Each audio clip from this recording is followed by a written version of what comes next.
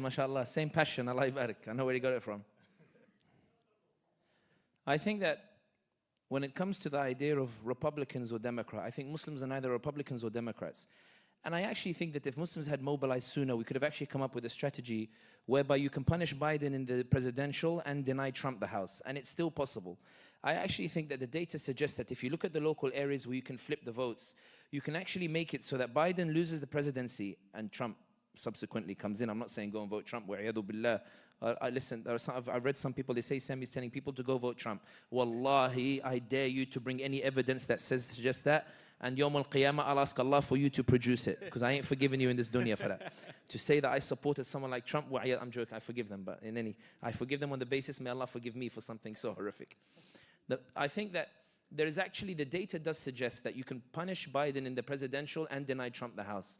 For that, it requires organization at the local level, an organization which I think to date, the Muslim community has yet to display an ability to be able to do so. Primarily, and I'll give you an example.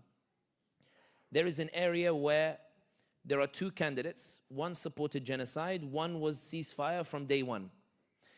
When the Muslims were debating, should we support the one who didn't vote genocide, somebody stood up and said, they support LGBT, I'm not voting for them. So the other one said, yeah, but the other one supported genocide. The other one said, no, the other one supported LGBT. So what should we do? We should just do nothing. So what, Biden comes to power or Trump comes to power? We're both screwed. I ain't voting somebody who supported LGBT. I thought about this for a while, and I'd like to tell you a story. And I'm not justifying it or giving a fatwa or saying anything. I'm just giving you a story for you to consider. In the last UK elections in the motherland, they send their salam.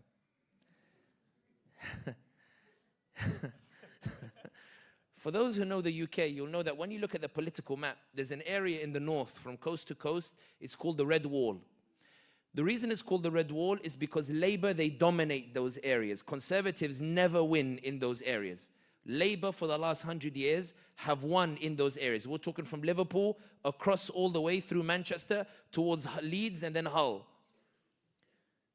They're not nice cities to visit. Liverpool, okay, maybe a little bit. Manchester, yeah. If you go to Hull, I don't know. Like, in any case, no disrespect to Hull. Shout out.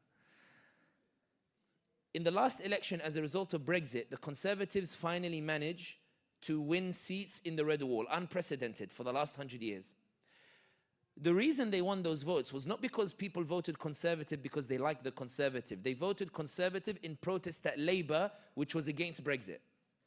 They said, because Labour is against Brexit, this is something that so offends my sensibilities, I'm going to go and vote for the opponents to make sure Labour can't win so that they can't keep us with Europe.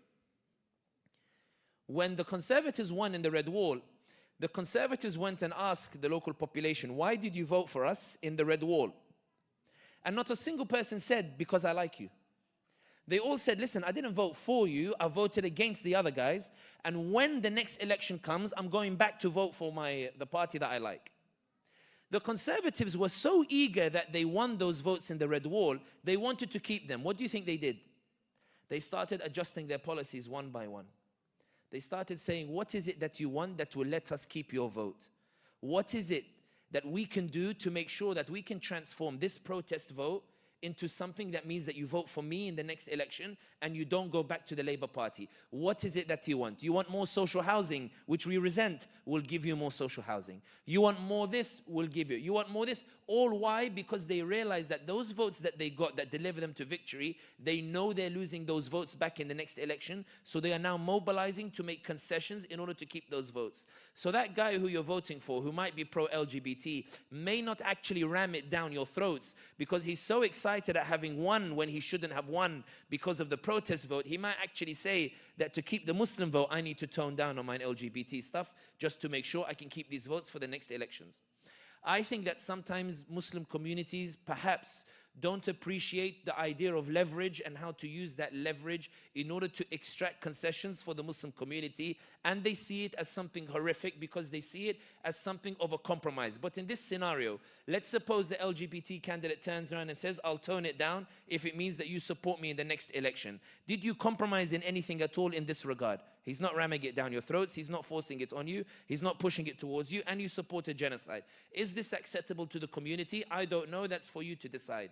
But the reason why I'm saying it is that while Muslims don't have the ability to deliver candidates, they do have the ability to decide the vote regarding two candidates. While they don't have the ability to put someone forward, they do have the ability to decide who wins between the two. And I think that it would be very interesting to see if Muslims can mobilize in that regard, because you mentioned Trump, but imagine Trump wins the presidency, but there's a house that rejects everything that he tries to do. Suddenly you have a check on Donald Trump with regards to the Congress itself. I think that much is possible. But I think the other argument, which in my opinion is one that convinces me even more, is I do not understand how a genocide can be live streamed. Ethnic cleansing can be live streamed. How you can watch a video of a man with a garbage bag shouting on the streets, crying and saying, "Ya ibadallah, has anybody seen his hand? I gathered his legs, I found his torso. I found his arms and I found his head. I'm missing the hand, don't let me bury my son without his hand." I don't understand how someone can watch a video of a child as young as 3 years old with 3 of their limbs amputated, and they were amputated without anesthesia. I don't understand how someone can watch a child, and for those of you who don't have kids, maybe you don't appreciate it as much. When you have kids, the video hits 100 times harder. I'll be honest with you, you don't know what it feels like until you have children. When you see a child as young as my Suleiman, who's 4 years old, wandering through the streets, crying out, "Where's mama, where's baba?" And their mama and baba are dead, but the Palestinians don't want to tell the child. So they lie to the child and say, "Your parents are alive." But that child is clever, like my Suleiman. He's seen the corpses of his parents when they're going by, and he says, "I know you're lying to me. I know my parents are dead." I don't understand how a Muslim community can watch Biden cut funding to UNRWA the day after the ICJ rules Israel must stand trial for genocide, because he wants to remove the backbone that allows Palestinians to survive, to force the Palestinians to leave Gaza. He's removed the funding because UNRWA is the only way that Palestinians can get the sustenance that they need in order to stay in those areas. I don't understand how Muslims can watch John Kirby come out, and when they ask him about the genocide, he says bluntly, "We will continue to give everything Israel needs in order to continue what it's doing in Gaza." I do not understand how a Muslim can see all of that, how a Muslim can see that 30,000 Palestinians, 12,500 children slaughtered, massacred by the Israelis for no other reason than they want to annex Gaza and take it and make it part of this somehow fake country that they've created. I don't understand how a Muslim sees all of that and then turns around and looks at me and says, "But Sami, what about Trump?" I don't understand how a Muslim can see somebody who committed genocide قدام in front of the whole world, and how they managed to bend the international order in all sorts of deformed ways, like it's some origami as opposed to a system of law. And the Muslim turns around to me and says to me, "Sami, I know 30,000 Palestinians were killed. I know that their limbs were blown off. I know I saw the mother weeping over her son, and she was saying, 'Why does his body have to be like this? Why did they blow his head off? If only he died in a way where his head was kept there.'" I don't understand how you can watch Mu'taz Azayza and Plastia recording their own genocide and ethnic cleansing live. I don't understand how an ummah can look at this and consider a possibility where the people who perpetrated it can get away with it. And that's why I think that Biden, in many ways, is it perhaps that he understands what the Muslim ummah is like? That it has no dignity, that it has no karama, that they are humiliated for a reason, because you can kill 30,000, but the hypothetical scares them more than the reality. The hypothetical of what Trump might do, even though they survived 4 years of Trump. The hypothetical of what Trump might do, even though they already lived through 4 years of Trump, and mashallah, you look like you came out okay. Even though they survived the 4 years of Trump, the hypothetical of what Trump might do is more frightening than the reality of what Biden did. They tell me that Trump will result in an increase of Islamophobia, and that will put pressure on us. Islamophobia has increased 300% under Joe Biden. You're feeling it on the streets. Wadia was 6 years old and he was killed. Under whose administration was he killed? You know the tragic story about Wadia, what it is? When the landlord came in after being radicalized by the media and Joe Biden's administration that kept insisting that what Israel was doing to the Palestinians was correct.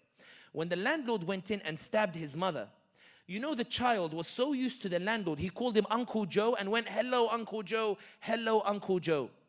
And you know, astaghfirullah, what his mother said, the last thing she heard him say was, the boy goes, hugs Uncle Joe, and Uncle Joe takes the knife, stabs him 26 times, the 6-year-old.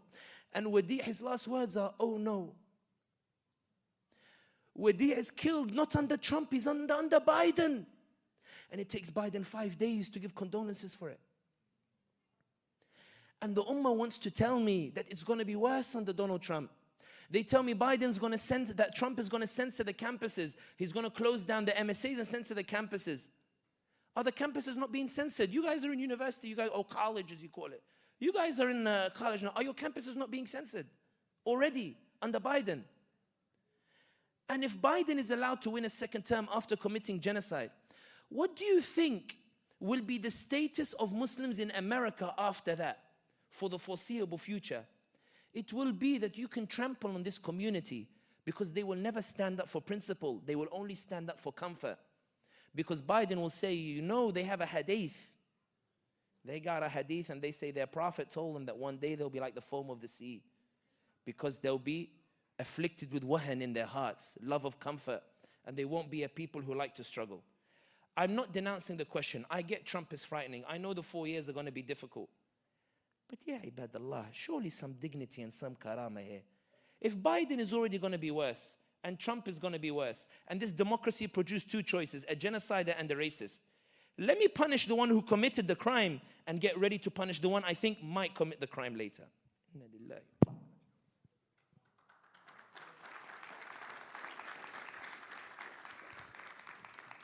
That was powerful.